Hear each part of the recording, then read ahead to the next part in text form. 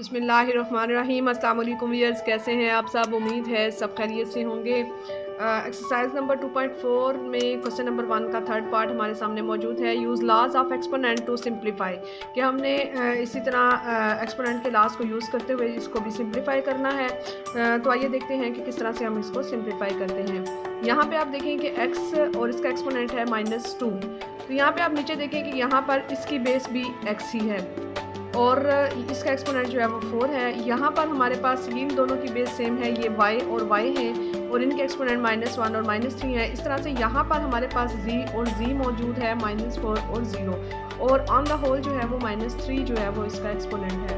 तो सबसे पहले चूँकि लॉज ऑफ एक्सपोनेंट में हमने पढ़ा था कि जिनकी बेसिस सेम होंगी उनकी पावर्स को, उनके एक्सपोनेंट्स को हम प्लस करते हैं। तो सबसे पहले हम x जो है वो हमारे पास फर्स्ट जो बेस है उसको एक दफ़ा राइट करेंगे और -2 इसका आप राइट कर लें। और जब आपका एक्सपोनेंट डिनोमिनेटर होगा, यानी कि ये फ्रैक्शन के नीचे x की पावर 4 है, तो आप इसको चूँकि इसके साथ कोई साइन नहीं है तो ये ऊपर जाकर -4 हो जाएगा। नेक्स्ट बेस जो है वो हमारे पास क्या है, y, और इसका एक्सपोनेंट जो है वो -1 हो गया। ये -3 जब ऊपर जाएगा तो ये प्लस चेंज हो जाएगा साइन। इसके बाद हमारे पास z जो है वो -4 है। तो चूँकि हमारे पास ये z जो है इसकी पावर 0 है, तो अगर z की पावर 0 हो तो इट्स मीन ये 1 होगा। तो यहाँ पर हमें लगाने की ज़रूरत नहीं है और इसको हम जो एक्सपोनेंट है वो दे देते हैं -3। अब हम इसको सॉल्व करते हैं। x यहाँ पर हमारे पास -2 और -4, जब हम इन दोनों को सॉल्व करेंगे तो ये -6 बनेगा। इस तरह से y को हम सॉल्व करते हैं। यहाँ +3 -1, तो 3 में से 1 माइनस होगा, ये 2 होगा, और z की पावर जो है वो हमारे पास क्या है, -4। इसके बाद हमारे पास एक्सपोनेंट जो है वो -3 जो है बाहर, ये हमने लगा दिया। अब हमने फिर से क्या करना है कि आपने इनके जो एक्सपोनेंट्स हैं इनको इस एक्सपोनेंट से मल्टीप्लाई करना है। लॉज ऑफ एक्सपोनेंट में हम अगर पावर और यहाँ पे पावर होगा, पावर की पावर का कानून होगा, हम इसके एक्सपोनेंट्स को आपस में मल्टीप्लाई कर देंगे। यहाँ -6 मल्टीप्लाई हमारे पास ये -3 होगा। इसी तरह से हम y को मल्टीप्लाई करते हैं, इसके एक्सपोनेंट को 2 मल्टीप्लाई -3 होगा, और देन हमारे पास लास्ट जो है वो z है। z के हमारे पास -4 और मल्टीप्लाई -3। अब इसको मल्टीप्लाई कर लेते हैं। x यहाँ पे माइनस माइनस प्लस होगा, 6 3 ज़ार 18। इसी तरह से y की जो है हमारे पास 3 2 ज़ार 6 और ये -6 होगा, जबकि z जो है उसकी पावर माइनस माइनस प्लस 4 3 ज़ार 12। अब हमारे पास लॉज ऑफ एक्सपोनेंट में क्या रूल था कि जिसका एक्सपोनेंट जो है वो, तो हमारे पास ये -6 जो है इसको हमने नेगेटिव को पॉजिटिव करना है।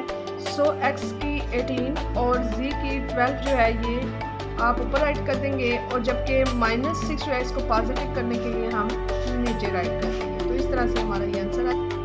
इसका फोर्थ पार्ट देखते हैं कि 81 और इसकी पावर जो है वो 10 है, डॉट 3 की पावर जो है वो 5 है, -3 4 n -1 और 2 3।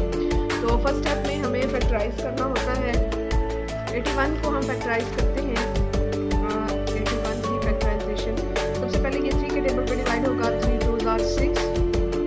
यहाँ 8 में से 6 को माइनस करेंगे, 2 21 हो जाएगा, तो 3 7 ज़ार 21। नेक्स्ट में 3 9 ज़ार 27 और फिर 3 3 ज़ार 9 और 3 1 ज़ार 3। तो इस तरह इसकी फैक्टराइजेशन जो है वो क्या हो जाएगी, हमारे पास 3 मल्टीप्लाई 3 4 टाइम्स हो जाएगा। यहाँ हम इसको 3 की पावर 4 n दे देंगे कि ये जो आपके पास 4 टाइम्स आया है इसको आपने 3 की पावर 4 n दे देनी है। नेक्स्ट में हमारे पास 3 एक्सपोनेंट का 5 है, उसको एज इट इज़ राइट कर दें। इसी तरह से इसकी भी चूँकि फैक्टराइजेशन नहीं हो सकती, तो 4n -1 राइट कर दें। और नेक्स्ट हमारे पास 243 है, तो हमें इसकी फैक्टराइजेशन करनी पड़ेगी। 243 की फैक्टराइजेशन करते हैं। 3 8 ज़ार 24, 3 1 ज़ार 3। इसी तरह से यहाँ पे फिर ये देखें कि आप ये 81 की जिस तरह से हमने फैक्टराइजेशन की थी, 3 2 ज़ार 6, 3 7 ज़ार 21, 3 9 ज़ार 27, 3 3 ज़ार 9 और 3 1 ज़ार 3। यहाँ पे हमारे पास 1 2 3 4 और 5 टाइम्स है ये वन, तो हम इसको 5 टाइम्स जो है वो राइट कर देंगे। अब आप यहाँ आपने 9 की फैक्टराइजेशन क्या करनी है, 3 3s are 9, सो 3 की पावर 2 होगी और मल्टीप्लाई 2n होगा।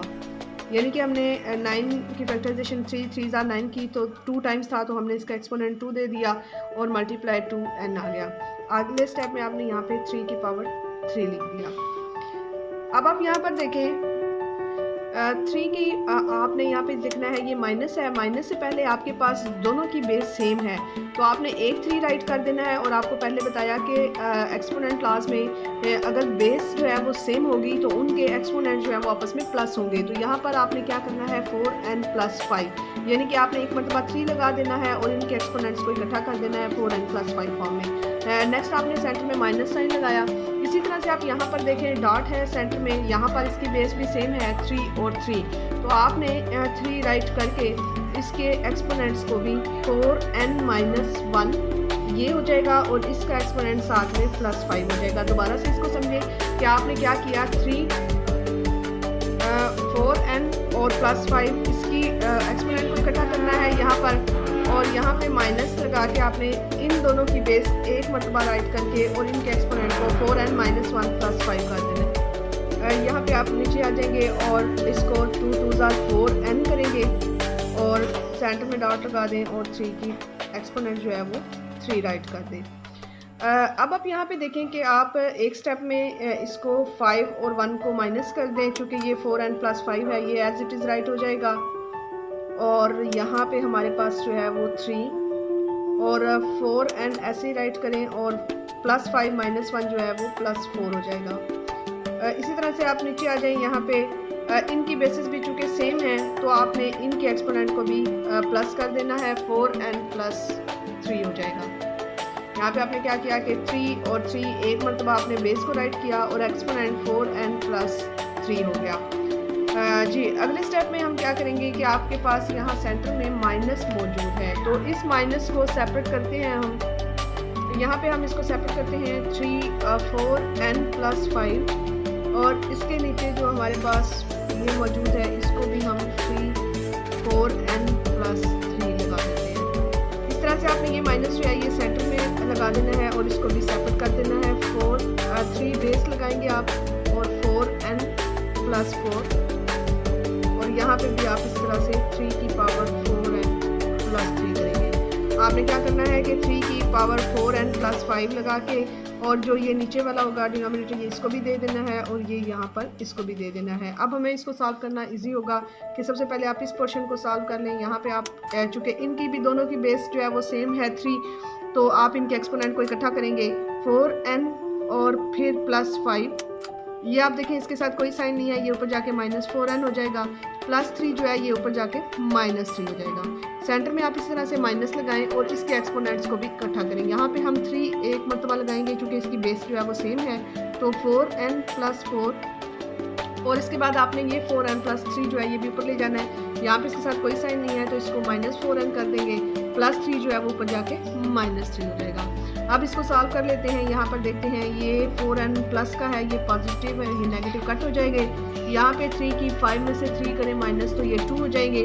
इसके बाद इसी तरह यहाँ पे भी देखें 4n + 4, यहाँ पे ये दोनों कट हो जाएंगे तो 3 की पावर जो है 4 में से 3 गए, यहाँ हमारे पास जस्ट 1 रह जाएंगे। अब आपके 3 पावर 2 जो है इसको किस तरह से सॉल्व करेंगे, 3 × 3 को 2 टाइम सॉल्व कर लेंगे, 3 3s are 9 हो जाएगा और ये हमारे पास चूँकि 1 है तो यहाँ पे हमारे पास 3 आ जाएगा। 9 में से आप 3 को माइनस कर दें तो हमारे पास आंसर जो है वो 6 आ जाएगा। तो इस तरह से हमारा ये क्वेश्चन जो है वो सॉल्व हो जाएगा।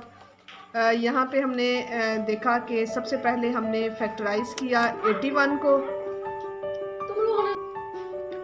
81 की फैक्टराइजेशन की यहाँ पर 3 की पावर 4 और ये n बाहर एक्सपोनेंट है वो लगाया, यहाँ पर 3 की पावर 5 और -3 की 4n - 1 एज इट इज़, और इस तरह से 243 की फैक्टराइजेशन की 5 टाइम्स जो है वो 243 हुआ। इसके बाद हमने इसी तरह से 9 की फैक्टराइजेशन की 2 टाइम्स, 3 3s are 9, तो यहाँ पे हमने एक्सपोनेंट 2 दिया और ये बाहर जो था ये इसके साथ मल्टीप्लाई लगा दिया। इसी तरह से ये एज इट इज़ राइट कर दिया। अब आपने क्या करना है कि आपके पास यहाँ पे सेंटर में माइनस मौजूद है तो आपने इन दोनों की जो बेसिस हैं वो चूँकि सेम हैं तो 3 लगा के इनके एक्सपोनेंट को आपने इकट्ठा कर देना है, 4n + 5। नेक्स्ट में आपने इसी तरह से माइनस लगा के 3 और 3 एक बेस लगा के आपने 4n माइनस 1 और ये प्लस 5 इसके एक्सपोनेंट को इकट्ठा किया। नीचे जाके आपने 3 और 2 2 4n हो गया और ये 3 की पावर 3 आ गया। इसमें आपने फिर से मज़ीद क्या किया, यहाँ पे आपने 3 4n प्लस 5 लगाया और ये भी 3 लगा के 4n प्लस 5 माइनस 1 जो है उसका आंसर हमारे पास प्लस 4 आया, वो लगा दिया। और नीचे हमारे पास जो ये दोनों एक्सपोनेंट थे उनको भी इसी तरह, चूँकि हमारे पास बेसिस सेम है तो हमने एक मरतबा बेस लगा के 4n प्लस 3 कर दिया। अब यहाँ पे चूँकि साइन जो है वो माइनस है तो आपने ये जो नीचे हमारे पास फ्रैक्शन के मौजूद है इसको आपने इन दोनों के साथ लगा के सेपरेट कर देना है। 3 की पावर 4n प्लस 5 और ये इसके साथ भी लगा दें, इसी तरह 4n प्लस 4 के साथ ये नीचे भी लगा दें। अब हमें सॉल्व करना आसान होगा कि आपने यहाँ 3 और 3 चूँकि सेम बेस हैं, एक मरतबा आपने बेस लगाई 4n प्लस 5 लिखा और ये 4n प्लस 3 ऊपर जाके साइन चेंजिंग होने के साथ साथ, जैसे इसके साथ कोई साइन नहीं था हमने माइनस लगाया, इसके साथ प्लस था तो हमने माइनस लगाया। इसी तरह से इसी पैटर्न पे 4n प्लस 4, ये 4n जो है पॉजिटिव है तो ये नेगेटिव हो जाएगा, ये पॉजिटिव है ये भी नेगेटिव हो जाएगा। इसके बाद ये दोनों कट हो जाएंगे और 5 में से 3 निकाल देंगे, आप माइनस कर देंगे तो 2 आ जाएगा। ये दोनों कट होंगे और 4 में से आप 3 को माइनस करेंगे तो यहाँ 1 आ जाएगा। इसके बाद आपने 3 3 9 कर देना है, -3 और 9 में से 3 आप करेंगे माइनस तो ये 6 आ जाएगा। उम्मीद है आपको ये क्वेश्चन अच्छे तरीके से समझ में आ गए होंगे। इंशाल्लाह नेक्स्ट लेक्चर में बाकी एक्सरसाइज को करेंगे। तब तक इजाज़त दीजिए। अल्लाह हाफिज़।